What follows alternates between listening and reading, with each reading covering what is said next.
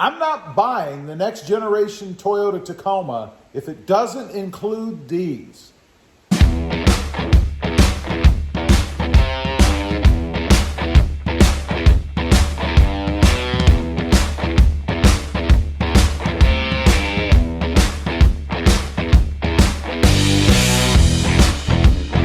Good morning, everybody. How are you today? I am a little bit fired up here, and that's right. I am not buying the next generation Toyota Tacoma if it doesn't include these. You know, we have waited long enough. We have put up with the mediocre refreshes, the less than stellar performance, the lack of design and innovation by Toyota, and it's time for us to demand more. And I'm going to. So I'm putting Toyota on notice. I'm not buying your 4th gen Toyota Tacoma unless it includes these things. Now, what am I talking about? Well, first of all, the engine. You know where it all starts, right? I want 300 horsepower. I don't think I'm asking too much. What is that? 21 horsepower or so? More than we have now? Big deal.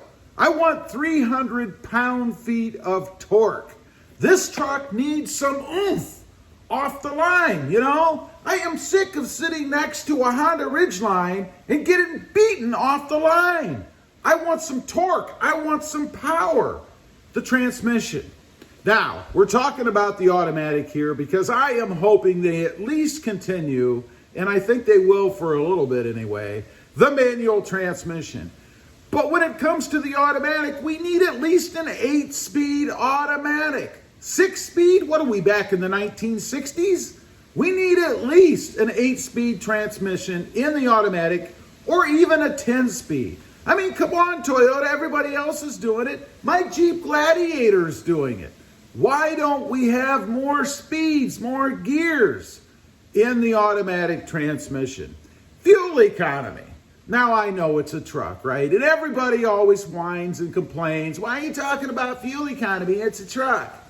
Well, why not? I'm buying it. I want more. And I'm not asking for a lot, right? I want a minimum of 20 miles per gallon in the city. I don't mean these numbers where they tell you it's 23 miles per gallon combined and you get like 10 in the city. No. I want 20 miles per gallon minimum in the city. And I want over 26, or at least a minimum of 26 miles per gallon on the freeway, right? That ought to put me somewhere in the 24, 25, probably 24 mile per gallon average when you combine the two, right? I'm not asking for a lot. And I'm not asking for a lot because I realize it's not a Prius. I'm not asking for a Prius. I'm just asking for a little bit more, right? Payload. You know, this isn't a big deal to me because, frankly, I don't haul a lot of stuff or tow much anyway. But I know there are those out there who do. So we want at least 1,800 pounds of payload capacity. We want to be able to throw 1,800 pounds in the back of the Tacoma. And I think that's plenty sufficient for a mid-size truck, right? If you want more than that, you should be in a full size anyway. Towing capacity, at least 7,500 pounds. I mean, we need to stay competitive, right? Now, there is a point, and I always find it kind of laughable when people get on and say that the Toyota should tow more, the Tacoma, right?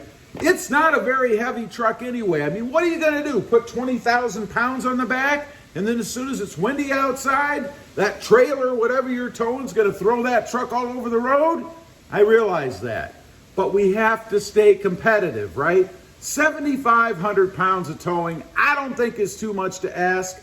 Everybody else is doing it. Now, I don't really care how they get there, right? There's all kinds of talk out there about hybrids and turbos and electrics and all these kind of motors, right? I don't really care how they get there as long as they don't come out with a fully electric Tacoma, right? And there's a couple reasons for that. One, we don't have the infrastructure for it. I mean, what are you going to do? Take off in your Tacoma, head cross country, and then just stop somewhere when there's not a charging station nearby? No, we're not going to do that. And how long does it take? Even if you can find a charging station, are you willing to sit there when you're on a 20+ hour trip and spend an hour or more sitting at a charging station waiting for your truck to be full? No, I don't want that. And one other thing I thought about, let's say that, I don't know, you were able to get one and drive it all over, and then when you got to your family or friend's house, you could plug it in. But that raises a whole other question. It costs money to charge them, right? When you plug them in at somebody's house, that costs them money. I can just see this conversation in the future, right?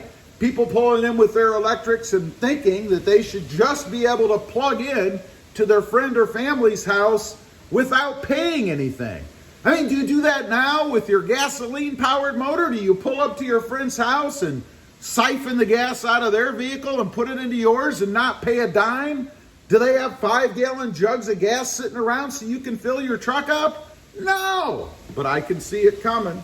Options. Let's talk about options. I want everything I currently have, right? Not this philosophy that Toyota seems to have that they take stuff away, don't tell us, and charge us more money.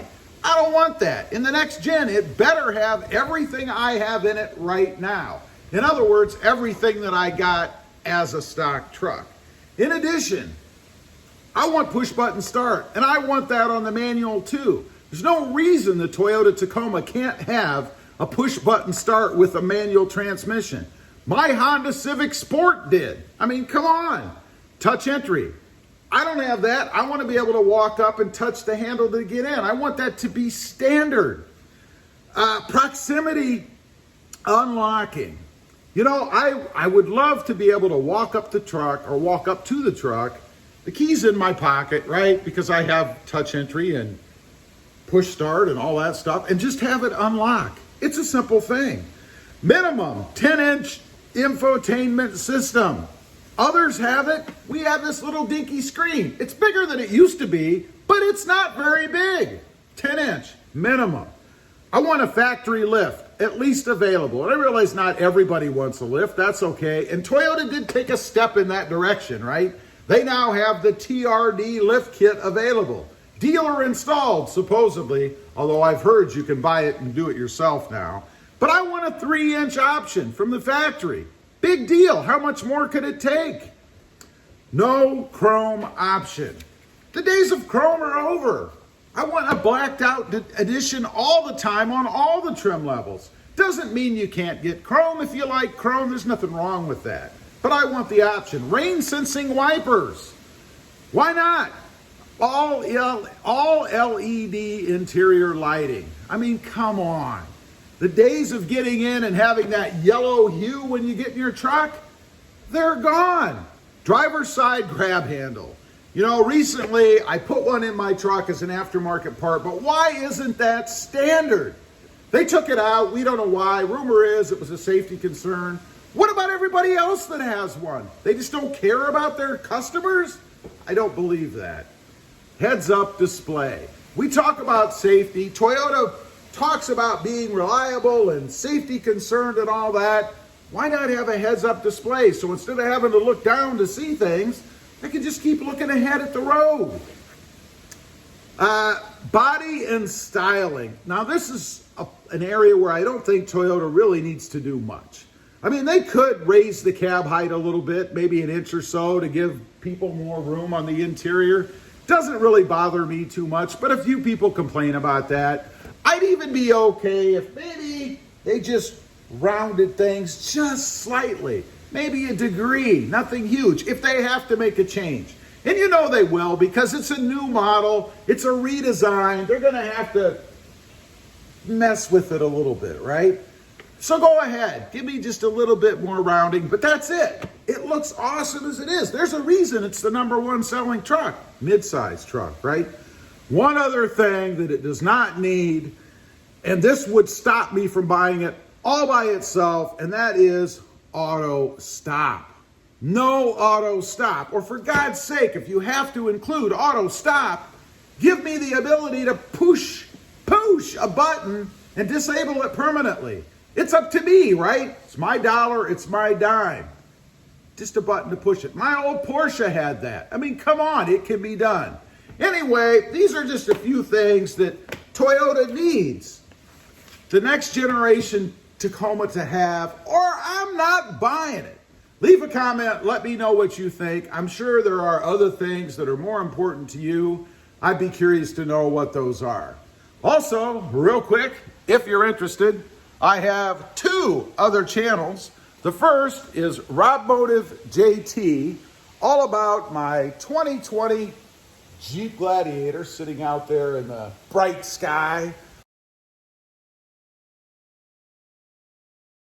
Also, RobMotive Civic, all about my experiences with the Honda Civic Sport Hatch and the Honda Civic Type R. Check them out. If you like them, please consider subscribing. Don't forget to click that notification bell so that you don't miss out on any upcoming videos. And do me a favor, smash that subscribe button on the way out. Thanks for watching. Stay safe out there. Bye.